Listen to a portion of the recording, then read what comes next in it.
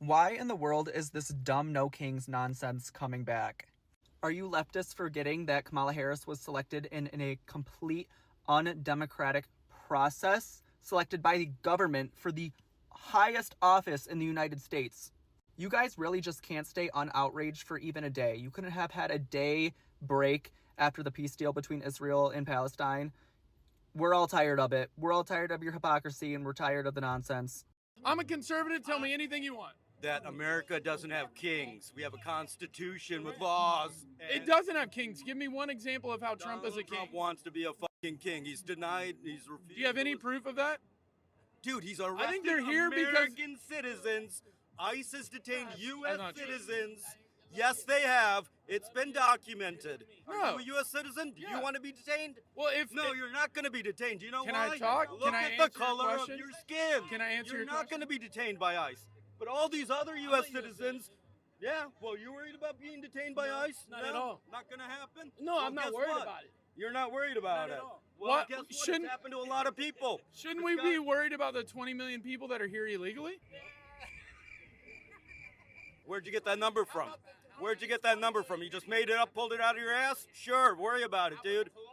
That is the number. Are you saying that's not the number? What is the number? Well, at least he didn't beat me up. I'll give him that. As Democrats run and backtrack on their heels about, many people not seeming to buy their BS and them really struggling with people questioning their narratives, right? Because end of the day, Democrats have lost the plot. The plot is, hey, you have to work within the best interest of the nation you claim to want to represent. This is the Democratic Party for you. And the Democratic Party is putting out policies where they benefit, right? It benefits Democrats to have 18 million illegals come into this country because then that's more population for them. They're rich Hollywood activists can have maids on the cheap for them, right? They love all this stuff because at the end of the day, illegal immigrants represents cheap labor for them. And now that Republicans are trying to boot them out because Americans want less illegals in the country, Democrats are out here crying foul over this stuff. Oh my God, they're going to deport you. See, see my skin color, I'm not going to get deported. Because the issue is not about Americans and Trump and being some type of tyrant booting out people that he disagrees with. No. The principle of Trump's argument is deport the illegals, which is the platform that he ran on. Zero tolerance for illegals. That was the policy he ran on. And a lot of liberals, right? And this is one thing that on my videos, I always try to expose how racist the white liberal is, the white Democrat is. Because I joke around with black Democrats all the time when they want to make fun of me and say, oh, these white conservatives will never embrace you. And I go, okay, go to a conservative, say you're a Democrat, they'll talk to you, they'll debate you like the one in the intro. But tell a white liberal you're a black conservative and you see how racist that white liberal get. You see how condescending that white liberal get, calling you a sellout, right? Make it make sense. They don't want white people to say the N-word, but a white Democrat can call a black conservative sellout. Yeah, black Democrats, y'all condone a lot of things from your white counterparts. But I digress, and I don't make this a race thing here. But I want to show you this clip, kind of highlighting some of the things that when when the Democrats get challenged on their narratives, right? Because nothing pisses off the white liberal more than when the constituents that they try to cast a narrative for debates back some of the talking points that they try to spew. Illegally, if America gets destroyed, I have a country to go. But what about you? Where are you going to go? Unfortunately, nowhere, which is why we're trying. Okay. What you're doing is just sheer waste of time. It calls for your contribution, my contribution to make this country great. But if you want to destroy it, I'm not going to allow that because I have my kids there that came here. How are they destroying it? How are they? Okay, Tell us. one, they don't understand that today being a Saturday, there are people working. They should go and work, contribute to the economy of this country to make sure that this country become better. Yes. But they are here wasting time, bullshitting. They get everything for free, Medicaid, Medicare, EBT, and all that bullshit. Come to Africa, cash and carry. If you don't have money, you're not going to eat. You understand? You guys are here and you are just making noise for no reason. I mean, what kind of people is this? And you think all black people are stupid? It's not all of us who are stupid. I mean, America give people the opportunity to fool too much. The stupidity is too much. He's more than welcome to talk. I just don't want to trigger the I get it. We'll come over here. This is Hey, come. I'm sharing an idea. Go back to your point about leftist violence. You have to understand this is not something new. This is not something that's randomly happening. It happened in China, it happened in Vietnam, it happened in Cuba, which I'm Cuban. So every single time the leftists take over, what do they want? Revolution. To what? Break down the status quo. How do they do that?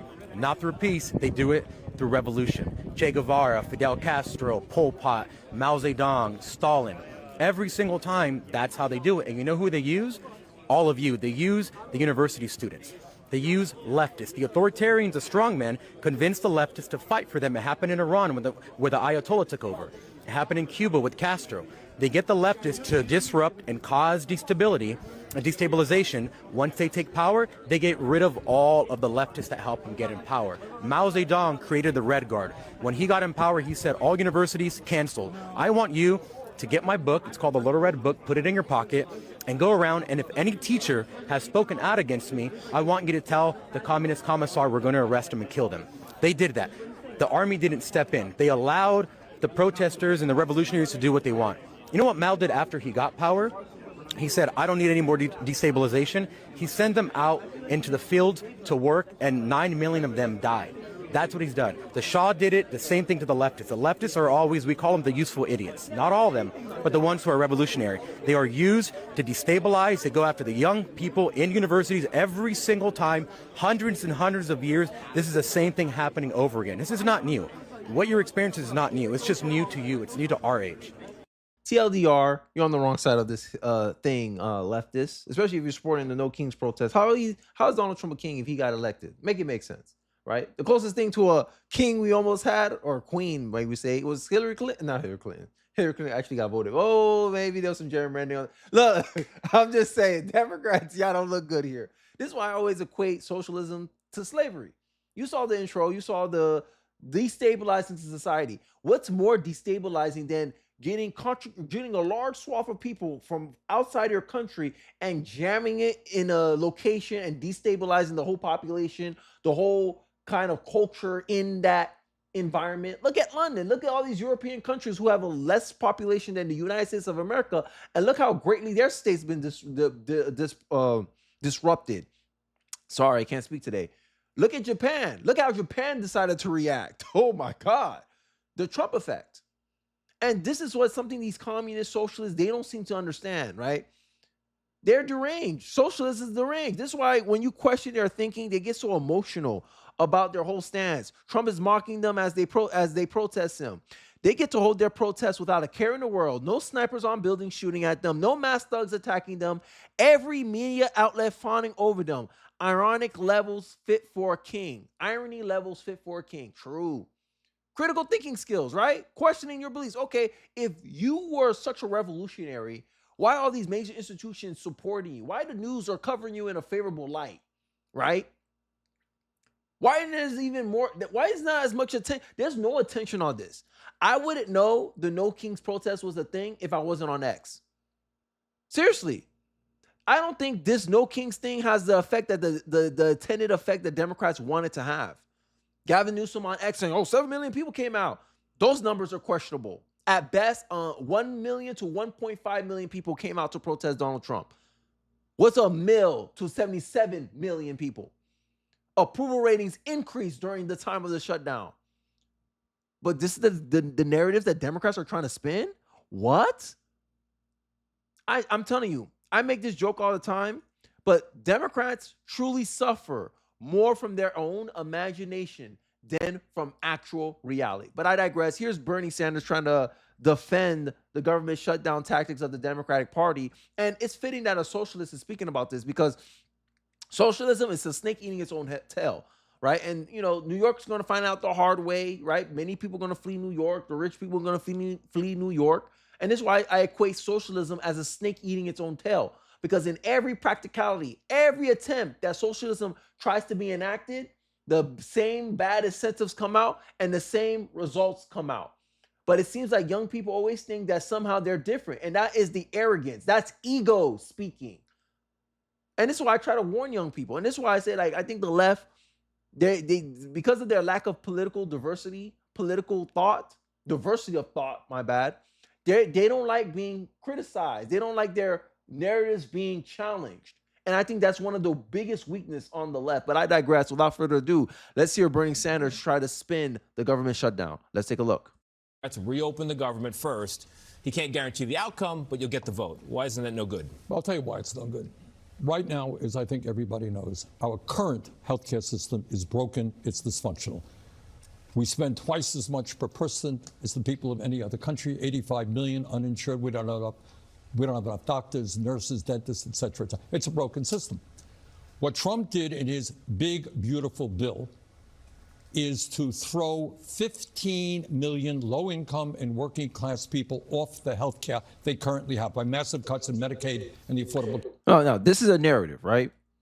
Trying to paint a dramatic. This is what I'm talking about. The dramatization of the Democratic Party, right? They had no real argument for this. Oh my God, he booted 50 million people. Okay, if you're able-bodied, if you have no, you're not disabled or anything, you should be working. You shouldn't just be able to live off the system in perpetuity and just be a drain on the system. It's not sustainable. That'll be the same people complaining about the debt, the national budget, and all that stuff, and use it to lambast Republicans. And then Republicans, when they actually do make cuts, you complain about that too. Damned if you do and damned if you don't. But why you want these cuts, right? Because the Republicans' argument here is they're trying to organize the government, try to make it more streamlined, more efficient, right? Your Affordable Care Act, aka the Obamacare, didn't make anything more affordable, right? But you wasting trillions of dollars, billions of taxpayers' money to give subsidized health care to people who are not working, who aren't disabled. And the Republicans just say, no, you shouldn't be able to take Medicare if you're not elderly, disabled, right? Or a struggling mother, right? Those are the exceptions to have Medicare. If you're not that, if you're young, working male, and you're not disabled, you shouldn't be on the system. But this is how Democrats try to paint. Oh my God, they're booting out people. Like, come on. Come on. We complain about the national debt. We're trying to do something about the national debt. You complain about the cuts we're making. Make it make sense. Make it make sense. Oh, it's bad. No, you just want an argument to say ish. And this is what I'm talking about. Democrats, man, y'all need to work on your messaging. You need to work on your angle. How is it into America's best benefit? Because now this guy here on the panel, he's going to push back on Bernie Sanders, and it'll be interesting to see how Bernie Sanders reacts to this. Care Act. You know what studies show, guys? Let's talk about this. Studies show that when you throw 15 million low-income and working-class people off health care, 50,000 people a year will die unnecessarily. They don't have the money to go to a doctor. They have a chronic illness. They will die. And then on top of that, all over the country, in my state of Vermont, all over the country, people right now are receiving notices from their insurance companies. Their premiums are going to go up by 20%, by double. So open the government and vote on it. Make the case. Really? No. And let 50,000 people die if Trump vetoes the legislation, if the House doesn't deal with the legislation. Snake eating its own tail. You heard what he said. Hey, open it up and have these conversations. He said no. Okay. The result's going to happen anyway if it stays shut down, sir. 2 weeks from now, SNAP people are going to lose their benefits. It's going to happen eventually. At least if you fund it, they got until December. But if you keep going at this rate, hell, aren't you being counterproductive to the ends you say you want? And this is what I'm talking about. And this is why I let in with that clip in the middle about the socialists and how they're the first ones to you. After they get what they want, power, they discard you. They use you. This is what I'm talking about. You're nothing more than a shield for their true political interests. And this is why I left to call socialists charlatans. Like Zoran Mandami. Yeah, New Yorkers, you can vote for him. But when the outcomes happen like it happened all the time in history, he can't live up to his promises. You find out there's no such thing as a free lunch. You find out, oh, free buses is actually paid for by the rich. That's the reality of taxes. Because the money don't come out of nowhere. It don't come out of trees. My mom told me the most important thing in my life, there's nothing free in this world. And socialist job is to make people believe that. And the only people naive to believe that are emotional people. That's it. Emotional people. And socialists manipulate these emotional people to vote against their best interest. Short-term gain for long-term pain. That's the socialist bargain. But I digress. Let's finish out this video. legislation. You know what's going on right now in the House? The Speaker of the House, Mr. Johnson, has given his people a 5-week vacation. They're not even in Washington, D.C. Before I vote on a bill that will right now allow 50,000 people to die unnecessarily, I want it absolutely clear that that will not happen, period. But meantime, you could have the president is saying that the shutdown's a chance for Republicans to cut programs left and right that they don't like, that you like. So how long are you willing to let this ride for losses? Look, I cannot allow, in good conscience, 50,000 people a year to die unnecessarily, and in my state and all over this country. Healthcare premiums. You think you're paying enough out there right now? Look at dramatization, charlatan. This guy's trying to trick you. Make it make sense. Right now, there's no guarantee that this tactic he's doing is going to work, right? But who's taking the risk? Not him. He's getting paid, right? You take the risk. Because at the end of the day, right, if you're a socialist, leftist, communist, whatever you want to call yourself, you disagree with me, right? You don't think Donald Trump is doing this out of a good intent for the American people, fine, you can think that. But I know for sure his actions don't align to what he's saying out of his mouth. He's trying to make his own political interests seem plausible by using you as an excuse, by using, 50,000 people will die. Based on what? His assumptions of the case. They've been making assumptions all their life about Trump, his policies, his effectiveness. From Obama talking about that, oh, no way, Donald Trump's going to have these great job numbers, the lowest unemployment for Black America. No way Trump will be able to pull that off. What kind of magic wand he has? Trump gets it in 2019. And then the liberal kind of run it back and say, oh, no, that was Obama's economy. But Obama himself thought it wasn't possible for his economy to do that. Make it make sense. But here's the socialist ready to give you, I'm here to protect you. If you're here to protect Americans, why not vote for the CR that will at least guarantee that these things exist until December? No. Absolutely not can happen. Absolutely cannot happen. Okay. So you're the sacrificial lamb. Sacrifice yourself, America, for Democrats' interest. And you know why? And you wonder why I called the Democratic Party the narcissistic party. doubling premiums for 20 million people, sometimes tripling, quadrupling. So you don't think how do you we can get win a out vote? of this with both sides blaming the other? Still, nobody's talking. Yeah, they're I just think pointing the finger. I think that's what's so frustrating to the people. Hey, one side already made it clear, and this is one thing I hate about, not hate, one thing I dislike about this pretentious media, the pretentious liberal media, is that they're sitting here trying to act like Democrats got a plausible cause. No, it's a clean CR. The Democrats want to add to the bill. Add. Right? They're not taking away anything. They're not trying to, they're trying to add to the bill. Right? You saying Republicans are murdering $50 million people a year? If Obamacare subsidies expire, call him out for not wanting to make the case and let the chips fall. I mean, look, Leader Thune says that the Senate will have healthcare issues on the vote for open government first. He can't guarantee the outcome, but he can get the vote. Why is that not good? Absolutely not. Wow. But you see it, right? These deranged leftists, they're losing the narrative, man. I think no one's really believing their mess, right? And it's baffling to me how there's a lack of thinking on the Democratic side. There's just lack of strategy. From criticizing Stephen A. Smith when he was giving substantive criticism to one of their beloved representatives. I ain't gonna say her name, right?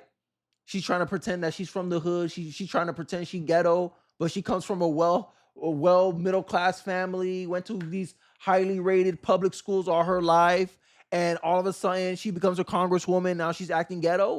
What? Stephen A. Smith questions her effectiveness. No liberal out there can defend her effectiveness. Oh, she raised a lot of money. She gives it to people. Yeah, but when it was time for her to run for leadership in the Democratic Party, she couldn't get any wins at all. No one voted for her to get leadership. All right, and there was complaints about Jasmine Crockett. Sorry, I had to say her name. Jasmine Crockett, about how she's too self-centered. She's too much about herself. She does a lot of talking, but she doesn't do any actual politicking. AKA making bills, presenting bills, pushing an agenda forward and getting it voted into something for her constituents. This is what Stephen A. Smith was criticizing Jasmine Crockett. And instead of taking that in and being like, we could be better for this. Yes, Stephen A. Smith makes some good points. We need to make an adjustment here. What Democrats do? shame him, mock him, call him saying he had little D energy, disrespect him, make it make sense. Make it make sense.